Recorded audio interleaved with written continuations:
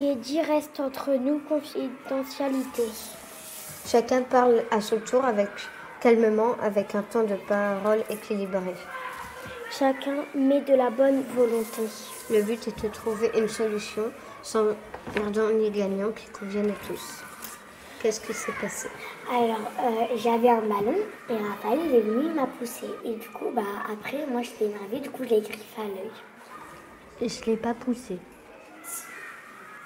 Si j'ai bien compris, tu avais le ballon et Raphaël est venu, il voulait jouer, il t'a poussé et après tu l'as griffé. Oui, c'est ça, après je l'ai griffé. Du coup, vous avez eu quelle émotion? Moi j'étais en colère et triste. Moi j'avais mal déjà et j'étais triste. Est-ce que vous avez une solution? Moi oui. Dès que j'ai un ballon, il peut me demander s'il peut jouer. Si je dis oui, il peut. Et qu'il ne vienne pas me pousser d'un coup. Et que moi, je ferai attention à ne pas le griffer. Ça te convient, Raphaël? Oui.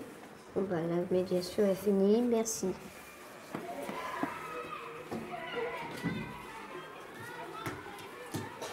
Médiateur Élise et Kylian, n'oubliez pas les étapes.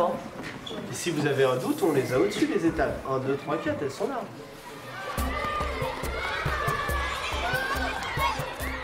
L'acte du médiateur dans la cour, c'est d'être déjà visible par tout le monde.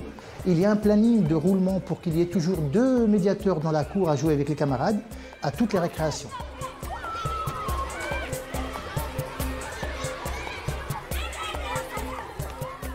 Ils viennent dans cet espace de médiation, leur présenter les règles de fonctionnement de la médiation, leur dire déjà qu'il y a un travail d'écoute mutuelle et leur dire qu'il n'y a pas de vainqueur et de vaincu. Après, il joue même pas, mais il est venu, il m'a touché. J'ai joué et je venais juste d'arriver et vu que tu étais presque arrivé, je t'ai touché et t'as dit non, je t'ai... 99 fois sur 100, l'histoire s'arrête là. Et les deux partent contents parce qu'ils ont pu dire quelque chose. Et psychologiquement, c'est superbe de pouvoir vider quand c'est encore à chaud et de ne pas laisser tourner.